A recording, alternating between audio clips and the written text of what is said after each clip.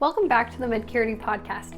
As the year winds down, schedules get busier and compliance tasks can easily slip through the cracks. But taking a little time now before the year-end rush can make a big difference. It gives you space to work through the details, avoid last-minute stress, and start the new year on solid ground. So today, I want to walk through 5 practical steps that can help your compliance program stay steady. They're not overwhelming and they apply whether you are in a large hospital or a small clinic. So think of this as a checklist that you can start working on today. Let's begin with our first step, the security risk analysis. Now, the SRA is more than just a HIPAA requirement. This is the foundation of every compliance program. This is how you identify risks. This is how you document them and then show that you are addressing them. The mistake that we often see is waiting until very late in the year to even start. And that is when scheduling backlogs pile up. There's no time left to fix anything that you uncover. But by scheduling now, you are giving your team the space to actually respond to the findings, not just to put them down on paper. A good tip here is to set a recurring calendar reminder for the same time each year. That way, your security risk analysis is never out of date and you're not scrambling to get it done. The second step is refreshing your workforce training. Most security incidents don't come from sophisticated attacks. They actually start with just small mistakes. A quick click on a phishing email, a device that was left unlocked in a hallway, a file that maybe was sent to the wrong address. A short refresher training is one of the easiest ways to lower your risk. It doesn't have to be long, it doesn't have to be expensive. Even a focused 20-minute session can remind your staff of the most common red flags and the right way to report an incident. The key is to make your training relevant to you.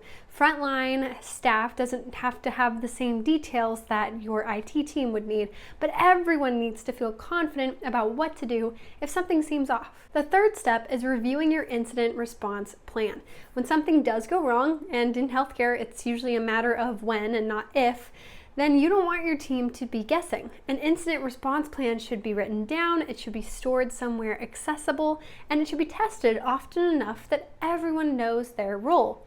As you review, make sure your contact list is up to date. People change roles and the numbers change too, so check that backups are being tested, not just completed, so that you know that they will actually restore when you need them. And walk through a quick tabletop exercise, even if this is informal, asking, hey, what would we do if a laptop was stolen today?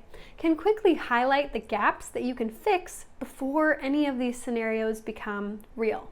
The fourth step is updating your policies and procedures.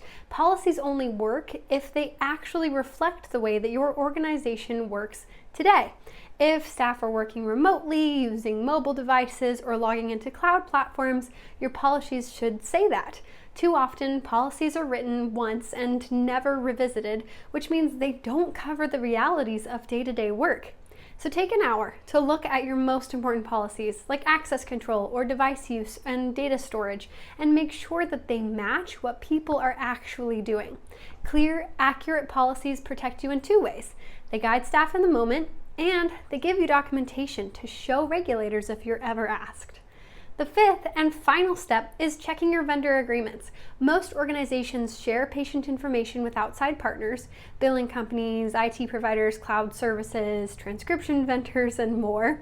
Every one of those partners should have a business associate agreement in place. These agreements make it clear who is responsible for protecting the data and under what conditions. Reviewing them now can help you to spot missing agreements or outdated terms before they become an issue. So, let's recap our 5 steps for today. First, schedule your security risk analysis so that you have time to act on the findings. Second, refresh workforce training to keep security top of mind. Third, review your incident response plan to make sure that it's usable in real life. Fourth, update policies and procedures so they reflect how your team works today. And finally, fifth, check vendor agreements to make sure that your third-party partners are covered. Together, these steps set your organization up for a smoother close to the year and a stronger start in 2026.